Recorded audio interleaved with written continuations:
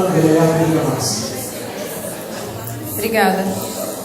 Bom dia, gente. Obrigada pela oportunidade, obrigada pelo convite de estar aqui falando com vocês. Eu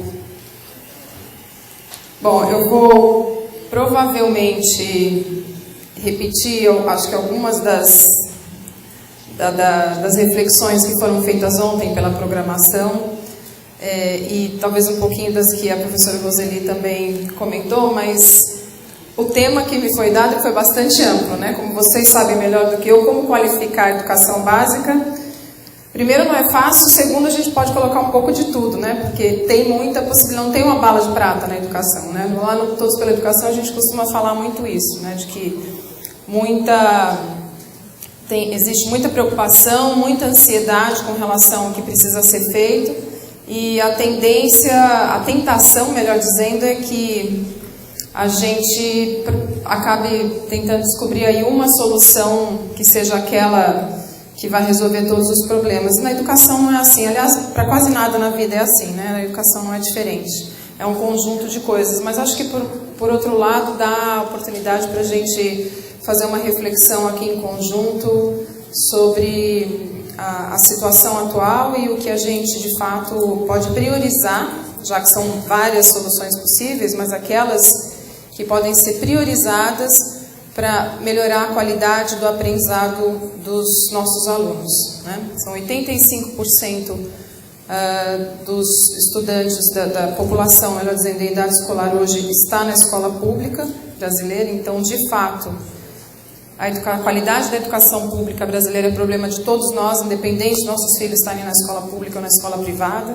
É a escola pública que está desenvolvendo a sociedade brasileira das próximas décadas. Então, ela é, nesse sentido, problema de todos nós, não só de quem está aqui dentro dessa sala que trabalha com educação, mas do país inteiro. E o sonho lá no Todos, a gente sempre fala, é o dia em que todo mundo falar de educação como fala de novela e futebol, né? Que todo mundo seja apaixonado pelo tema, que todo mundo de fato se interesse, todo mundo acompanhe, entre nas redes sociais e fale sobre o PNE que está lá, que não aprova, que faz 4 anos, que se indigne, que de fato participe. Então, para a gente, enfim, o próprio lema de trabalho é de que a gente de fato só vai ser uma sociedade independente, um país independente, quando todo mundo nesse país tiver educação pública de qualidade, né? É a educação pública que forma um país, que forma uma sociedade. Por isso ela é sim responsabilidade, deveria sim ser interesse de todo mundo, independente de ter filho na escola, independente de trabalhar com educação ou não, né?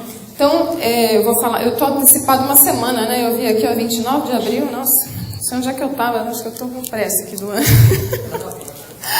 Fica da Páscoa, né? Bom, gente, então, acho que a gente precisa começar. Eu vou precisar encurtar um pouquinho a minha fala, mas é por conta da Dedé e também por conta, acho que tem uma outra pessoa, né, que vai falar alguma coisa também depois de mim, mas também que eu quero ouvir de vocês. Acho que lá no TPE a gente tem acesso a bastante estudo, a bastante... Quem conhece o trabalho? Quem conhece o trabalho de Todos pela Educação? Poxa, mais da metade não conhece.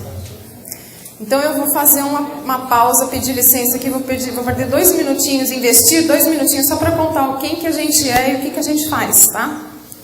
O Todos pela Educação é um movimento da sociedade civil, é formado por educadores, professores, empresários, especialistas na educação em várias áreas, currículo, avaliação, formação de professores, carreira.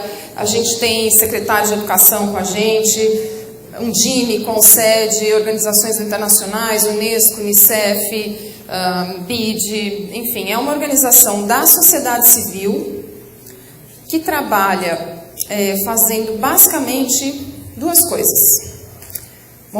Campanhas de mobilização social, então envolvendo a sociedade civil, envolvendo pais, levantando a consciência da sociedade com relação à importância de uma educação básica de qualidade. Então não é só ir para a universidade, mas a educação básica, ela tem que ser de qualidade. E ao mesmo tempo a gente trabalha com ações de incidência em políticas públicas. Então são 2 grandes pilares. A campanha de mobilização, então trabalhamos com a sociedade aqui na base, para a sociedade aumentar essa demanda por uma educação de qualidade, ao mesmo tempo que a gente trabalha com os governos locais, então municipais, estaduais e federal, para aumentar a oferta dessa educação de qualidade, porque essas duas coisas se encontram aqui no meio. Como é que a gente faz isso? Campanhas, então muita produção de campanhas de comunicação, de peças de comunicação, então rádio, televisão, não sei se algum dia vocês já ouviram algum spot de rádio falando todos pela educação, né? Então campanha de mobilização, a importância do professor, a gente também colocou uma campanha na Globo um ano atrás sobre o bom professor, a importância de um bom professor, muita coisa em revista, jornal. Então essa parte de comunicação, aí tem uma parte técnica, que é a parte de indicadores. Então eu vou mostrar alguns indicadores aqui para vocês hoje, que é todo produzido dentro do Todos pela Educação. Basicamente o que a gente faz é pegar aquele monte de dados que o INEP lança, tentar transformar aquilo do jeito que a gente entenda, né? Então basicamente a gente pega bastante informação bruta, faz vários cruzamentos para chegar em informação que seja útil para a gente trabalhar, no sentido de também poder ajudar os municípios, os estados nos seus desenvolvimentos, nos seus planos, nos seus projetos, enfim. E aí tem uma área de incidência, a área que a gente chama de incidência política, que é o quê? É pegar esse material todo e levar lá para Brasília, né? Então, entregar para o Mozart lá no CNE, né? Para o Mozart fazer alguma coisa com aquilo. Então, influenciar as políticas públicas. Então, Todos pela Educação faz basicamente esse trabalho, né? O Mozart foi nosso primeiro presidente lá. Então, de fato, é isso que o Todos faz, e o que a gente, basicamente, como é que a gente se organiza? A gente trabalha em torno de 5 metas, que foi o que eu trouxe aqui. Então, o que o Todos pela Educação faz? Tudo isso é ao redor dessas 5 metas. Oh, meu Deus, eles têm razão, é rápido. Que é o quê? A gente entende que toda criança tem uma trajetória escolar, certo? Que a gente precisa garantir que essa trajetória seja uma trajetória exitosa, uma trajetória de sucesso. Então, o que basicamente a gente precisa, que é o que a gente coloca lá no Todos? Tudo que a gente faz com relação à educação tem que ser trilhado por essas 5 metas. Primeira meta, toda criança e jovem de 4 a 17 anos na escola. Segunda, toda criança plenamente alfabetizada até os 8 anos. Todo aluno com aprendizado adequado ao seu ano. A gente sabe que a gente tem um problema de distorção de idade séria altíssimo no Brasil. E a questão da qualidade é um problema muito maior, enfim, que vocês conhecem também. Quarta meta, aluno até os 16 anos com ensino fundamental, até os 19 anos com ensino médio concluído. E uma meta de investimento ampliado e bem gerido. Não é só aumentar o percentual do PIB na educação. Precisamos de recursos? Precisamos, mas precisamos muito mais de boa gestão dos recursos públicos, né? Então é preciso fazer essa reflexão em todos os níveis. Quem acompanhou a discussão do PNE, eu vou falar um pouquinho disso, Plano Nacional de Educação, pôde acompanhar essa discussão toda ao redor do percentual do PIB, que é muito importante, mas pouco foi dito com relação a como esses recursos vão ser usados. Então está na hora da gente ser um país sério, também com relação à educação. Vamos pedir mais recursos, mas vamos entender e propor como esses recursos vão ser usados. Priorizar as políticas que de fato tenham impacto na qualidade da educação. Então essa trajetória basicamente é acesso, qualidade, permanência e fluxo e, obviamente, aí uma meta de financiamento. Então, todas essas 5 metas que eu coloquei aqui são as metas que balizam o trabalho de Todos pela Educação. Isso permite que a gente faça um acompanhamento, vou passar bem rapidamente, só para poder contextualizar as nossas sugestões, as nossas reflexões de como qualificar, né, como é que a gente melhora a qualidade da educação básica no Brasil, que eu acho que não dá para a gente passar por isso sem falar um pouco desses indicadores, tá? Então, eu trouxe aqui para vocês, com base naquela meta, o que a gente está falando então da trajetória? Atendimento. O Brasil, acho que de fato vocês estão acompanhando, aí foi onde a gente mais evoluiu, né? A partir de 1988, quando a educação passou a ser obrigatória no Brasil, que antes disso não era, então, de fato, quando ela passou a ser obrigatória, a gente teve um boom de acesso. Ótimo, todo mundo teve que construir escola, colocar as crianças lá dentro. Hoje temos aí 92% das crianças de 4 a 17 anos na escola, né? Oh, meu Deus, só aprender, né? Mexer isso aqui. 4 a 17 anos na escola. Eu trouxe aqui para vocês 3 recortes. Esse primeiro recorte aqui é o de 4 a 17 anos. Esse segundo aqui esse aqui é o de... Sim, esse aqui é 15 a 17 anos, e aqui é educação infantil. Tá? Por que eu estou colocando esses 3 recortes? Porque quando a gente junta de 4 a 17 anos, a gente tem um percentual bastante alto. A gente tem 3 momentos, 3 indicadores aqui. A gente tem o indicador da região sul, que é esse... Deixa eu pegar o Brasil primeiro, que é esse azulzinho aqui, com triângulo. Então, a gente está aqui 92%, como eu comentei. Esse vermelhinho aqui, quadradinho, é a região sul. E esse pink com bolinha é Santa Catarina. Tá? Então, de forma geral, a região e o estado vêm acompanhando a evolução, né, a média brasileira, de 4 a 17 anos. A gente está falando de basicamente toda a educação básica, fundamental e ensino médio. Agora, quando a gente recorta só 15 a 17, que é ensino médio, eu vou passar bem rápido, porque obviamente ele não está tão ligado aos municípios, a gente já tem diferenças. Primeiro, o percentual, de forma geral, é muito mais baixo. Então, a gente está falando aí 80% dos alunos de 15 a 17 anos na escola. E a mesma coisa para os alunos da educação infantil. Então, apesar da gente ter evoluído, a educação infantil está aqui embaixo, na região sul. Né? Apesar da gente ter evoluído bastante no ensino fundamental, quando a gente olha para o pedacinho da educação infantil e do ensino médio, ainda temos problemas grandes no Brasil. Tá? De forma geral, né? Eu estou colocando números grandes, mas isso sem entrar na questão, inclusive, da desigualdade regional, que a gente sabe que aqui no sul é uma situação, no norte e no nordeste é outra, e isso na educação não pode acontecer, porque é o que perpetua, inclusive, as desigualdades que a gente tem depois, econômicas, sociais, etc. Né? Eu só acerto agora, passar para frente? Não. Então, basicamente, é o que eu estava dizendo, a gente cresceu, mas não o suficiente. Então, de 2000 a 2011, crescemos bastante em todas as regiões, mas ainda temos 3 milhões de crianças fora da escola. Né? No Brasil, 8% das crianças em idade escolar significam 3 milhões. Basicamente, a população do Uruguai fora da escola ainda. Tá? Então, para a gente, isso ainda é um desafio, principalmente naquelas 2 faixas que eu comentei. Tá? Agora, claro, isso tende a melhorar. Acho que tem uma questão que a gente precisa fazer uma reflexão importante aí. Daqui para frente só melhora, porque agora, com a Emenda Constitucional 59, que vocês certamente trabalham bem próximas dela, que é o que torna obrigatório também a educação infantil de 4 e 5 anos, a partir de 2016, esses números vão também crescer. Né? Porque, de fato, agora passa a ser lei também do ensino médio, né? Estica para 15 e 17 anos.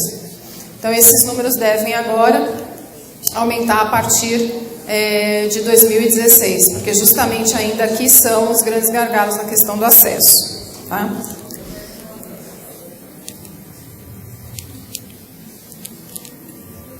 Isso aqui eu já comentei. A segunda meta, que é a meta de 8 anos, a gente ainda tem problemas gravíssimos. Né? A gente percebe que as questões de dificuldades de aprendizado e as desigualdades começam já aos 8 anos. Vocês sabem, né, o Brasil não tinha ainda uma avaliação externa no terceiro ano do ensino fundamental, com a avaliação nacional da alfabetização a partir do ano passado. Isso vai começar também a ser avaliado. A gente vê isso de uma forma bastante positiva, porque a partir das avaliações, nesse momento que a gente está, é muito importante avaliar. Porque aí é que a gente vai descobrir o que está dando certo, o que não está dando certo, onde é que tem exagero, onde é que não tem, o que precisa ser melhorado. Então, é importante que exista uma avaliação também nessa fase. Isso a gente pré-testou 2 anos antes da ANA, o Todos pela Educação fez a prova ABC, alguns municípios participaram, provavelmente alguns de vocês aqui participaram, foram 54 mil crianças que fizeram essa primeira avaliação, e o que a gente viu foi que já aos 8 anos de idade, a gente tem, por exemplo, sem dizer, obviamente, aí das próprias dificuldades, olha só, 33% das crianças sabendo matemática e só 44% das crianças tendo habilidade de leitura e escrita desenvolvidas aos 8 anos. Então, isso quer dizer que metade das nossas crianças no nível de alfabetização não estão alfabetizadas. Né? Então, isso aqui é grave, porque todo mundo sabe da importância de se desenvolver a base de tudo. Né? A partir daqui que a criança vai garantir o desenvolvimento dela nos anos posteriores, né? E cada vez fica mais complexo. Quando entra no fundo de 2, então ainda mais complexo. Ensino médio, etc. Então, por que a gente olha lá no ensino médio o problema e diz que é só do ensino médio? Não, o problema começa lá atrás, começa aqui. Na verdade, começa antes, né? Vocês já começaram a trabalhar com educação infantil, sabem disso. Então, de fato, a gente já começa a ver esses problemas de aprendizagem e as desigualdades. Então, você tem regiões com crianças tendo 27% das habilidades de leitura consolidadas, como no Norte, e 56% no Sudeste. Então, as desigualdades regionais e as dificuldades estão começando muito cedo. E aqui é só para comentar muito rapidamente dos números, né, de 36% aí de matemática, de fato, sendo consolidadas as habilidades de matemática nos anos iniciais, 40% em língua portuguesa. Então, quer dizer, começa lá atrás, no terceiro ano aos 8 anos de idade. Quando ele chega no 5º ano, obviamente, ele começa a ter mais problemas ainda. Então, apenas 40% em português e 36% dos alunos no 5º ano consolidaram essas habilidades. E aí eu acho que é importante a gente passar por uma série histórica para entender como é que a gente chegou até aqui. Então, isso aqui é o Brasil em 2005, em língua portuguesa.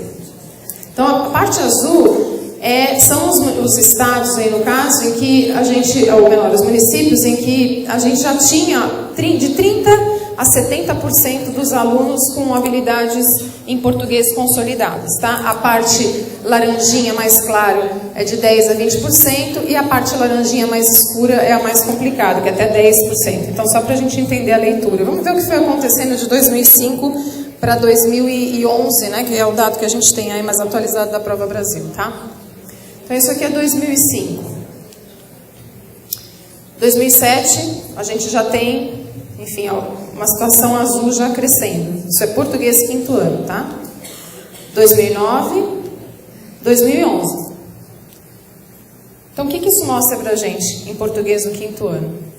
As coisas estão melhorando. Os anos iniciais a gente tem conseguido, de alguma forma ou de outra, consolidar a questão da língua portuguesa. Tá? Então, inclusive, vejam de novo a questão das regiões, que eu acho que é importante. Norte em 2005. Que é uma questão. Para quem está aqui no Sul, que já parte ali de um azulzinho mais claro, depois foi ficando azulzinho mais escuro, né? É uma leitura. Mas acho que é importante olhar para essas outras regiões também, para a gente entender essas dificuldades que a gente tem no nível nacional. Quando a gente olha para matemática, isso aqui é 2005, gente. Então, percentual de alunos com aprendizado adequado em matemática em 2005 no 5º ano. Em 2007, em 2009, em 2011. Vejam a situação do Nordeste. De novo, 2005, 2007, 2009, 2011. Vai melhorando, mas é a região que tem sofrido mais. Principalmente porque no Norte você parte do zero. Não quer dizer que o Norte esteja melhor. Quer dizer que partimos do zero no Norte, qualquer coisa que é feita já melhora, né? Mas é muito preocupante a matemática. Depois a professora Roseli vem esperar que a gente consiga fazer ciências. Então, é aqui, mas é aqui, né? É o problema de tudo aqui. A gente precisa, de fato, melhorar isso. Né? Então, anos finais. Então, quer dizer, nos anos iniciais, a coisa vem melhorando nos últimos, enfim, 6 anos. Mas quando a gente olha anos finais, 9º ano, o pessoal já fica agitado. 9º ano. 27%. Então, a gente partiu de 40% na língua portuguesa e 36% em matemática, né? Então, 9º ano, gente. Ops, ai meu Deus. 9º ano. Estava certo. Aí. 27% em português, 16% em matemática. Região Sul, 30% em português, 20% em matemática. Também é baixo, né? É a região, uma das regiões com indicadores mais altos, mas você tem que pensar que 80% termina no 9º ano sem saber matemática. Basicamente todo mundo. Vamos ver como é que isso se comporta nos nossos gráficos. Então, 5º ano.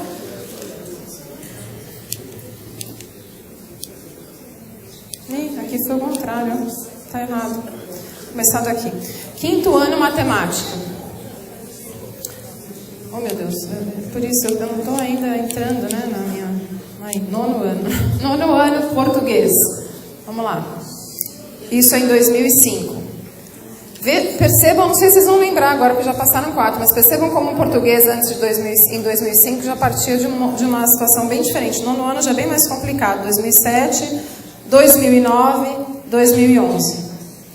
Então, de fato, o português ainda, a gente vem conseguindo trabalhar uma questão de equidade, principalmente em regiões do norte ali, mas de novo, parte de nada, parece alguma coisa. E agora, matemática. Nono ano. Ninguém sabe matemática no Brasil. Isso é 2005, 2007, 2009 e 2011. Tá? Então, de novo, 2005, nem a região sul, hein, gente? Eu quero chamar a atenção para Santa Catarina aqui, ó. Acho que é só Florianópolis, viu? O secretário Rodolfo, que tá azulzinho aqui, ó. Nem isso, hein? Nem isso, gente. Nem isso. É Brusque. É Brusque. Gente, então, de fato, ninguém sabe, né? A gente tem um problema de matemática. 2007, 2009, 2010. Ensino médio, vou passar muito rapidamente, mas é interessante ver. A gente partiu de 40% no quinto ano em português, 33% no nono ano, 29% no ensino médio, sabendo português. Aí, de 36% matemática no quinto ano, 27% no nono ano, 10% no ensino médio. Então, infelizmente, a educação brasileira hoje é um funil. Dos alunos que entram, metade termina, e da metade que termina apenas 10% sabendo o adequado em português e matemática. Tá? E aqui, basicamente, a questão da inclusão, da conclusão, que ainda assim, considerando, aqui já são, essa meta do todo já é uma meta conservadora, porque o aluno tem que terminar o ensino médio antes dos 16, né? Aos 14 ele tem que terminar o ensino fundamental, e o ensino médio tem que terminar aos 17. A nossa meta já considera distorção em idade séria, e ainda assim a gente só consegue formar metade dos alunos do ensino médio na idade certa, e só 35% dos alunos do ensino médio na idade certa. Tá? Então, basicamente, esse é o cenário. Agora, eu também não quero terminar essa parte do cenário de uma forma muito negativa, porque eu acho que é importante fazer, é importante toda vez que eu mostro esses gráficos, eu acho bom porque a pessoa acorda, mas depois eu fico me sentindo culpada, né? Principalmente quando a gente está falando para quem está trabalhando. A gente vem avançando, né? Eu acho que é importante colocar isso. O Brasil vem avançando. Outro dia mesmo a gente estava conversando lá num grupo de trabalho no Todos, que faz, enfim, tem muita sorte de ter muita gente bacana trabalhando com a gente lá em grupos de trabalho, reflexões, etc. E essa ideia saiu de um trabalho de educação integral que a gente vinha fazer. A pessoa diz, gente, daqui para frente só pode melhorar. É verdade. Não, porque, olha, leva tempo. É um esforço colocar as crianças todas na escola, é um esforço formar professor, é um esforço, isso precisa ser feito. A questão, gente, é que agora as coisas estão aí. Então, a gente tem mais oportunidade de avançar com mais celeridade. Né? E tem mais instrumentos, e tem mais acesso à informação, e tem canais de financiamento colocados. Quer dizer, a gente passou esses anos arrumando a casa, daqui para frente dá para a gente trabalhar com mais celeridade. Então, acho que a mensagem é essa, né? Nessa questão aí do cenário, tá? Mas como é que a gente qualifica? Eu coloquei uma pergunta, né, gente? Porque... Você quer fazer uma pergunta? Claro? Você colocou os dados do terceiro ano. Sim. Não, aquele não é da Ana. Aqueles dados são dados de um trabalho que a gente fez no Todos pela Educação, que se chamou Prova ABC. A Ana vai sair esse ano, eu acredito, né? Porque foi aplicado... A partir do dia 17, as escolas já podem ter currículos. A partir do dia 17? A partir do dia 17 de abril, o secretário está me dizendo aqui. Tá? Aquilo é trabalho... Tá. Desculpa, professora que me perguntou aqui. Aquilo foi uma pesquisa que o Todos pela Educação fez com parceiros, com 54 mil alunos, de 6 mil escolas no Brasil. Como não existia a ANA em 2011, a gente fez uma avaliação para saber como é que estava, né? E aí entre nós é que eu acho que isso também colocou uma certa pressãozinha lá no INEP para dizer, não, vamos fazer então alguma coisa, porque se a sociedade civil está arregaçando as mangas e fazendo, é melhor a gente fazer, que foi ótimo, né? Que era isso mesmo que a gente queria, porque isso não é o papel do movimento. O papel do movimento é fazer colocar essa reflexão para que o Ministério pegasse de fato, né? Então isso para a gente foi bastante positivo. Então, coloquei uma pergunta aqui de como qualificar a educação básica no Brasil. Isso é uma pergunta que a gente tem que fazer, né? A gente não trouxe aqui, eu não trouxe as respostas, eu trouxe algumas reflexões aqui para a gente. Então, como é que a gente... Eu queria chamar a atenção, então, para eu trouxe 2 pontos para a gente falar de qualificação. Primeiro, o Plano Nacional de Educação, que eu acho que isso é um ponto, um assunto que, principalmente, para quem está lidando no dia a dia com a educação e no nível municipal, até para a gente é difícil acompanhar lá no TPE, e esse é o nosso papel, né? Então, eu acho que para vocês, às vezes, fica até mais difícil, por conta de todas as responsabilidades, isso que está acontecendo no dia a dia, acaba ficando mais difícil de acompanhar. Mas numa oportunidade como essa, acho que é importante fazer essa reflexão. O que o Plano Nacional de Educação significa para a qualificação da educação básica no Brasil? Muito. Porque é a partir dele que as políticas públicas que vão influenciar o dia a dia de vocês na escola, na secretaria e nas redes, nas escolas, é daqui que isso tudo vai sair para os próximos 10 anos, quando ele finalmente, se Deus quiser, for aprovado, né? Estamos acendendo todas as velas. Ele foi submetido em final de 2010, né? Foi na saída do Haddad, e agora já há mais de 3 anos a gente está sem plano. Então agora, a última votação na semana passada, enfim, suspendeu para finalizar, a Câmara suspendeu a sessão para ser finalizado no dia 6 de maio. Então vamos esperar que até lá, que de fato nessa... Quem acompanha sabe, né, como é que são essas audiências, enfim, mas vamos esperar. Mas é importante a gente colocar, por quê? Porque traz 20 metas muito importantes, são as que vão influenciar o dia a dia de vocês. Então é importante acompanhar, é importante entender o que está dentro desse plano. Então, pontos positivos, muito menos metas e mais focados do que o anterior, que tinha mais de 200 e poucas metas. Quem é que implementa uma coisa dessa? Quem é que acompanha uma coisa dessa? Então esse aqui já ganha nesse sentido, muito mais fácil de acompanhar, mais direcionado e bem colocado. O que tem lá dentro, de forma geral, as pessoas que vêm acompanhando, os especialistas que vêm trabalhando nisso, tem sido bastante positivo. O processo, ok, demorou bastante, mas foi um processo democrático, de consulta à sociedade, de consulta a especialistas, que eu acho que também é importante e fortaleceu muito o plano. Então, eu faço aqui um apelo para que vocês também participem, que vocês acompanhem isso, procurem saber o que está lá dentro, porque é ele que vai, de fato, orientar as políticas. Então, vamos lá, o que traz? Meta de educação infantil. Colocando lá o acesso à creche, 50% da população dentro da escola, de 0 a 3 anos. Isso aqui afeta vocês diretamente. E acesso à pré-escola, universalização, 4 e 5 anos, que isso já não é novidade para vocês, mas também afeta diretamente. Isso aqui eu coloquei em vermelhinho aqui do lado, um bom começo. Então, como é que a gente traduz? Isso aqui foram as traduções que a gente foi fazendo aqui do lado, né? O que significam essas metas? Onde é que elas impactam? Então, a meta de educação infantil para a gente é garantia de um bom começo. Então, a criança na escola já é um bom começo.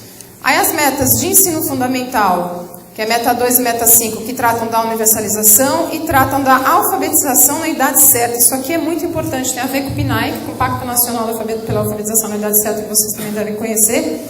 E que, eu comentei lá a meta 2 de todos, né, que também para a gente foi uma satisfação ver isso virar política pública, que é a partir daí que toda a estrutura, o arcabouço de aprendizado, a possibilidade de aprendizado do aluno se faz.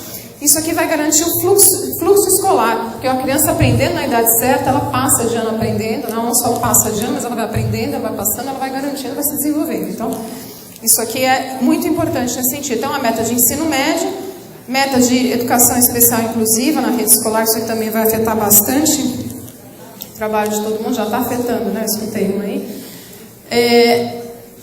Educação integral, que é outro ponto que eu queria fazer um destaque, que é o aumento do tempo na escola, mas a gente vai discutir um pouquinho isso aqui, que é o que? É um tempo relevante e de qualidade, né? Esse tempo a mais na escola tem que ser relevante, tem que ter uma proposta, uma intencionalidade pedagógica, porque senão vira só tempo a mais. Atende a criança que não fica na escola, mas o que acontece com isso, né? O que a gente faz em termos de aprendizado com isso? Aí tem uma meta de qualidade, que é o que? Aprendizado adequado e na idade certa, que é um pouco do estímulo a essa ideia do currículo nacional, que, na nossa opinião, é muito importante. A gente, é uma das ferramentas, depois do professor, é a ferramenta mais importante para promover a equidade né? A gente diz que é depois do professor, porque um bom professor é uma das ferramentas mais valiosas, mais importantes para promover a equidade na educação. A gente sabe disso, mas o currículo é a segunda mais importante. A gente vai garantir que aquela criança que está lá no norte aprenda a mesma coisa que a criança que está aqui no sul, pelo menos um núcleo duro. A gente não está falando que tem que ser 100% do currículo travado, mas um núcleo duro de aprendizagem precisa ser garantido. A gente é o mesmo país, né? Então, precisa garantir isso. Tem meta de escolaridade média aumentada aí para 12 anos, uma meta de alfabetização, a gente está falando aqui da EJA, né, que também ainda é um tema importante para a gente, não só pelos adultos, mas principalmente pelas crianças. A gente sabe disso. O pai e a mãe alfabetizado, o pai e a mãe, quanto mais anos de escolaridade eles têm, mais isso afeta na qualidade do aprendizado do seu filho, né? Muitos estudos mostram isso, porque ele acompanha, porque ele sabe o que está acontecendo, porque ele valoriza a educação. Então isso tem um impacto direto na qualidade de aprendizagem das crianças. Então aí é importante não só pelo adulto, mas pela criança também. E as últimas aqui, educação profissional, metas de educação superior e as metas de professores. Então tem metas e estratégias claras de formação inicial, formação continuada, desempenho e valorização e definição de um plano de carreira. Essas metas são extremamente importantes. Então, também destaquei aqui bons professores, né? Então, o Plano Nacional de Educação é um mapa de navegação de como qualificar a educação básica para os próximos anos. É importante que todo mundo entenda o que tem lá para inclusive, trabalhar nos planos municipais, né, gente? Porque a partir dele, vocês vão poder desenvolver os seus planos com mais orientação e mais relevância. E aí tem metas de gestão democrática e metas de financiamento também. Então, de forma geral, ele vem cobrindo pontos importantes. E o que eu queria comentar para vocês é que tem uma plataforma que a gente desenvolveu lá no TPE para ajudar todo mundo a acompanhar o que está sendo feito com relação ao Plano Nacional de Educação. Então, tem um observatório, que é o Observatório do Plano Nacional de Educação, que está justamente disponível nesse observatório do pne.org.br. Eu tinha preparado um vídeo, cadê a Luana? Mas acho que, não sei se dá tempo de mostrar, acho que não. Mas é um vídeo bem curtinho, tem no site, está explicando a experiência um pouco, tá? São 5 minutos, é um negocinho, 3 minutos. Que eu acho que é importante que vocês entendam aí de como... Acho que eu mesmo posso colocar. Deixa eu ver, até ela chegar aqui. Bom, se der tempo a gente volta, eu não quero atrasar muito. Mas, basicamente, ele reúne todas as metas, é uma iniciativa de mais de 20 organizações, então tem gente lá, por exemplo, Fundação Itaú Social, Instituto Natura, SBPC, CAPES, enfim, pessoas que estão trabalhando com todas essas 20 metas, organizações que estão envolvidas com as 20 metas, então tem especialistas em todos os temas, tem análise, é um lugar excelente para procurar programas, então educação integral, tem lá todos os programas do MEC, explicando como é o programa, o que ele quer, como é que ele apoia, como é que você pode acessar fundos, enfim, eu acho que é uma ferramenta importante para todo mundo acompanhar e usar mesmo para implementar políticas e programas nas secretarias, tá? Então eu deixo aí esse link para vocês, que eu acho que é uma iniciativa interessante. E aí eu quero fazer aí o segundo ponto, né? Eu vou fazer um destaque depois. Falei do primeiro ponto de como qualificar, a questão do Plano Nacional. Segundo ponto, extraindo do PNE algumas políticas de incremento de qualidade, mas com foco em equidade. Então, como qualificar? A educação básica é um lugar onde as crianças têm que entrar diferentes e sair todas iguais, né? Claro, respeitando as dificuldades socioeconômicas que são trazidas por cada criança, pelo seu contexto familiar, etc. Mas acho que é importante a gente sempre lembrar disso. Na escola, que muitas dessas crianças têm a única oportunidade de, enfim, se desenvolver para tocar a sua vida como cidadão, como profissional, pai de família. Então é importante que a gente foque nas políticas que podem promover a qualidade com a equidade. Então quais são essas políticas? Formação e carreira do professor, a gente já comentou um pouquinho aqui, a importância da formação, e eu vou destacar depois, então não vou bater muito nisso. A definição dos direitos de aprendizagem, que agora não é mais direitos de aprendizagem, toda hora muda esse termo, mas basicamente é falando do currículo. Ampliação da exposição dos alunos ao ensino, então a gente está falando aqui de educação integral. O uso relevante das avaliações na gestão educacional. Então, como é que as avaliações podem ajudar vocês no dia a dia? Isso é uma discussão que a gente coloca bastante lá no Todos. Não é só para o MEC saber como é que está indo a educação, mas é para todo mundo poder usar essas avaliações dentro da sala de aula. E aperfeiçoamento da gestão e da governança da educação. Isso aqui, na verdade, são as 5 bandeiras do movimento. Todos pela Educação trabalham com 5 metas e adota 5 bandeiras também, porque as metas são onde a gente acha que o Brasil tem que chegar para garantir que toda criança tenha acesso a uma educação de qualidade, e esses aqui são os comos. Então, para a gente, esses já são o qualificar a educação. Né? Como é que a gente qualifica? Como é que a gente garante que essas 5 metas aconteçam? E aí, para o nosso propósito, eu vou fazer 3 destaques, que é a educação infantil, que é aquele um bom começo que estava lá no Plano Nacional de Educação, a ampliação da exposição dos alunos à aprendizagem, a ensino, que é a educação integral, que a gente estava comentando lá do tempo relevante, e de qualidade, e formação do professor. Então, para a nossa conversa aqui hoje, eu destaquei esses 3, porque eu acho que essas são possibilidades. É um pouco naquela linha de a gente tem que priorizar porque tudo é possível e importante. Acho que para o contexto municipal, essas são 3 políticas, claro, exceto a informação de professor, que não é tão municipal, mas acho que é importante sempre comentar. Mas para esse recorte, acho que essas 3 políticas são, de fato, aquelas que têm capacidade, têm potencial de startar outras mudanças, né? E de fato, ter um impacto direto na aprendizagem dos alunos, tá? Então, falando da primeira infância, ou melhor dizendo, da educação infantil, algumas reflexões aqui importantes para esse assunto, para esse tema, são esses que eu deixei aqui em negrito, né, para a gente discutir. É importante, a gente está falando muito agora de desenvolvimento da primeira infância e da educação infantil. Ontem acho que a professora Zilma deve ter comentado, né? Ela veio ontem, né, a professora Zilma, sobre a questão da educação infantil, e muito desse debate agora coloca essa importância da intersetorialidade no desenvolvimento da primeira infância. Então, saúde, educação e assistência social, ela deve ter comentado sobre isso, acho que eu não vou falar novamente. Mas o que a gente vê em estudos lá pelo Todos pela Educação é o impacto da pré-escola no aprendizado dos alunos nos anos seguintes, né? Então, a importância da pré-escola, não só como preparo, não é isso, mas é ali também que a criança vai desenvolver habilidades, já desenvolver as habilidades cognitivas e algumas não cognitivas, que são essas de, não sei como é que estão chamando aqui no Sul, mas as socioemocionais, do século XXI, enfim. Isso é a mesma coisa, né? A gente também não gosta do termo não cognitivo, porque quando a criança está aprendendo, o que é cognitivo, o que não é, né? Enfim. Então, mas eu acho que é importante a gente colocar a importância da pré-escola na plena alfabetização e nos anos finais também, né? E no desenvolvimento dessas habilidades.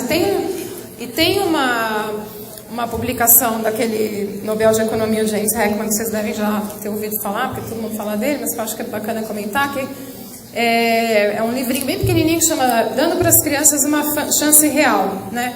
E ele destaca 2 pontos lá. Ele destaca a importância das intervenções que aconteçam logo cedo. Então, ele está falando ali de primeira infância. Então, a importância de uma primeira infância de qualidade.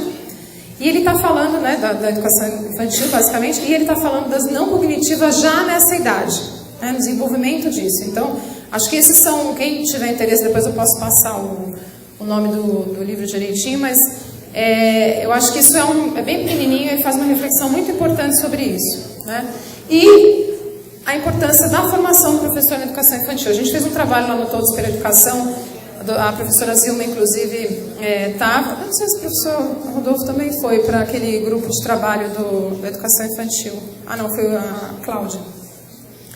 Mas a gente basicamente fez um trabalho específico, depois posso disponibilizar. Hoje tem uma publicação que o Todos pela Educação disponibilizou, está no nosso site, mas depois eu posso mandar também se alguém tiver interesse, uma Educação e Debate. E aqui a gente faz, esse grupo de 18 especialistas em educação infantil faz uma sugestão de como deve ser a formação desse professor de educação infantil, porque isso vai ser um desafio também para os próximos anos, né? Quem é esse professor das crianças de 4 e 5 anos? É a mesma formação dos anos iniciais? Acho que não, né? Então, Aqui tem algumas reflexões que depois eu posso passar para vocês, porque eu não vou ter muito mais tempo. Aqui, muito rapidamente, como é que está a situação hoje, né, da porcentagem das crianças de 0 a 3 anos na escola. A gente tem uma meta aí de ter 50% até o final do Plano Nacional de Educação. Isso aqui são dados que estão lá no Observatório, tá? O Observatório é uma ferramenta muito interessante. Eu, de novo, peço que vocês entrem, enfim, e deem uma olhada nas ferramentas que estão lá, porque são muito interessantes. O verdinho é o Brasil, o quadradinho é o Sul e o triângulo aqui é Santa Catarina. Então, a gente vê que a região e o Estado vem acompanhando o movimento nacional, né? Mas a gente ainda tem aí, ainda está bastante longe aqui dos 40%, né? De 0 a 3 anos. No caso... Oh, meu Deus. Vou acabar a palestra e não vou ter aprendido a usar esse negócio. No caso de 4 a 5 anos, a gente tem aí uma meta de 100% até 2016, quer dizer, a partir de 2016 vira lei, de fato, aí com a emenda constitucional, e a gente está aqui, olha, isso é Santa Catarina, é o triângulozinho, o verde é Brasil, e o azul, desculpe, estou daltônica, o marrom aqui é o Sul, né? Então, aqui, de fato, a Santa Catarina está com uma média maior na educação infantil do que a região Sul, e está bem pertinho aqui da média brasileira, né, que são aqueles 81% que eu comentei lá no começo da palestra. Tá? Então, falando aqui da educação infantil, esse é o quadro. Passando para a educação integral, que era o segundo ponto que eu queria destacar, a gente tem uma discussão também bastante grande, estamos fazendo também no Todos pela Educação, um grupo de trabalho para discutir isso, qual é essa educação integral. Programas como Mais Educação vieram com tudo, é muito positivo que isso aconteça, mas o que de fato é essa educação integral? É mais tempo na escola? É uma educação, é um sonho, alguém fala para mim, o que é realmente? É uma educação, a gente está falando de mais tempo na escola, a gente está falando de uma educação diferente, a gente está falando de uma educação que envolva a família, que acontece só na escola ou que acontece em outros equipamentos públicos. Como é que isso né, como é que a gente desenvolve essa educação? Do que a gente está falando? Então, muitos desses pontos que eu fui colocando aqui também já são reflexões desse grupo que vão depois dar um trabalho como esse aqui também para apoiar gestores. Tá? Então, a gente está falando aqui de o que é essa educação integral? É o desenvolvimento de crianças e jovens em dimensões, suas diferentes dimensões. A gente é sócio, a gente é um bicho social, a gente é um bicho emotivo, a gente é profissional, a gente tem que desenvolver raciocínio lógico, mas a gente também tem que desenvolver tolerância, autonomia, enfim. Então, é diferente, são as diferentes dimensões que precisam ser colocadas aí. Então, na verdade, para a gente entende lá no TPE que a educação integral é o que está no artigo 205 da Constituição Federal, é aquela que prepara o aluno para a vida. Né? Não é só o que o aluno aprende na escola, é aquilo que ele aprende para a vida. E nesse sentido, a discussão maior agora, que parece estar acontecendo, é essa aqui, gente. Olha, ela é uma concepção ou é uma modalidade? Modalidade é assim, olha, tem educação e tem educação integral. E concepção é, toda educação tem que ser uma educação integral. Aliás, o que vocês acham? Quem acha que é concepção? Quem acha que é modalidade?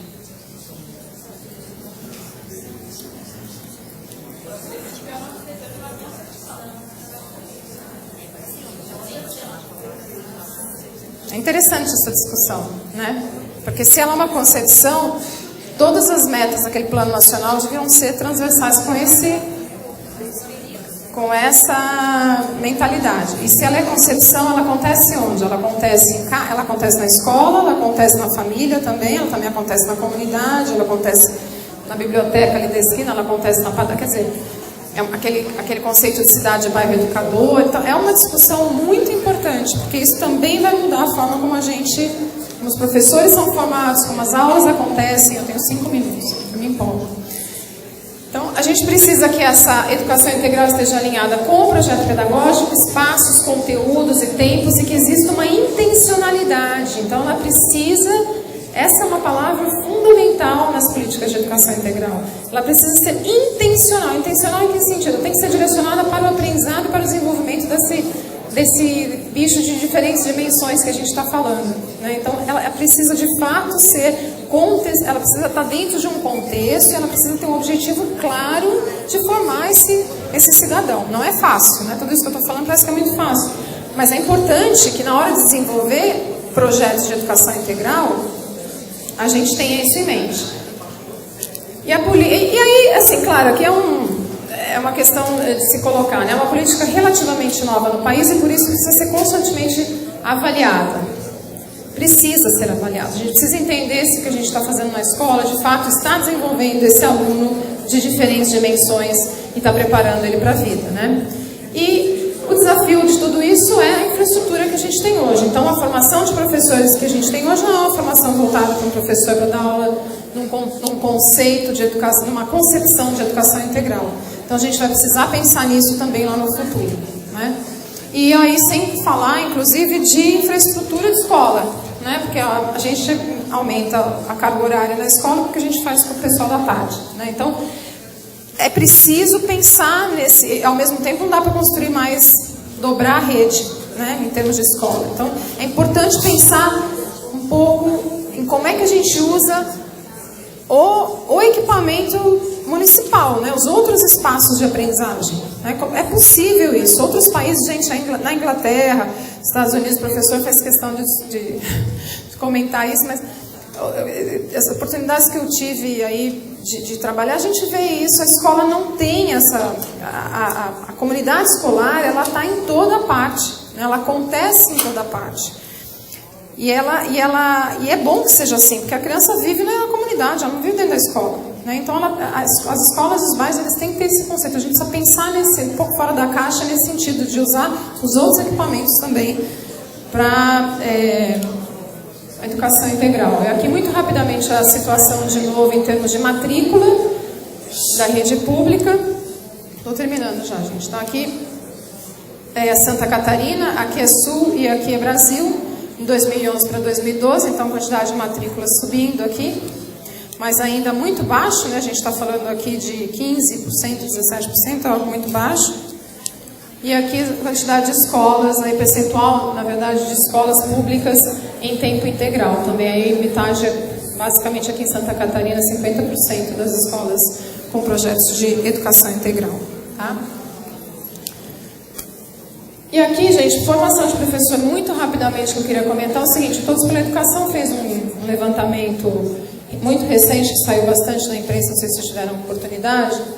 E eu acho que tem, enfim, apesar de não ser uma política tão possível de se mudar no nível municipal, mas acho que é importante trazer essas informações quando a gente tem possibilidade. Para aquelas escolas, aquelas redes que trabalham também com o Fundamental 2, esse é um dado muito importante. Além da discussão de se o professor está formado ou não para a educação infantil, se ele está formado ou não para a educação integral, a gente tem uma situação de que os nossos professores hoje não estão formados nas licenciaturas das aulas que eles lecionam, né? E esse levantamento a gente fez agora, muito recentemente, mostrou que língua portuguesa, matemática e ciências, a professora Roseli aqui, né, a gente tem só 34%, por exemplo, no Brasil, dos professores que atuam. E aqui a gente está olhando para fundamental, né? Mas a gente tem esse dado para o ensino médio também. Depois, se você quiser, dá para ver. Porque daí para o ensino médio você vê física, matemática, tudo divididinho, né? Aqui a gente, para os anos iniciais, esses dados são consolidados. Então, 34% só dos professores no Brasil formados nas ciências estão dando, aliás, que estão dando aula são formados em ciências. No Sul, 57% que dão aula de ciências são formados em ciências, Santa Catarina 45%.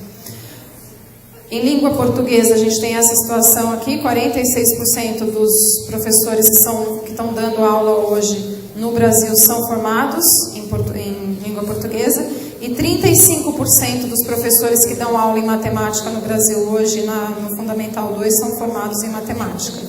E aqui eu trouxe os dados do Sul e do Sudeste. Então, como é que a gente pode esperar que aquele número que eu comentei lá no começo, que 10% dos nossos alunos saem sabendo matemática do ensino médio, mude se o professor que dá aula de matemática não é um professor de matemática?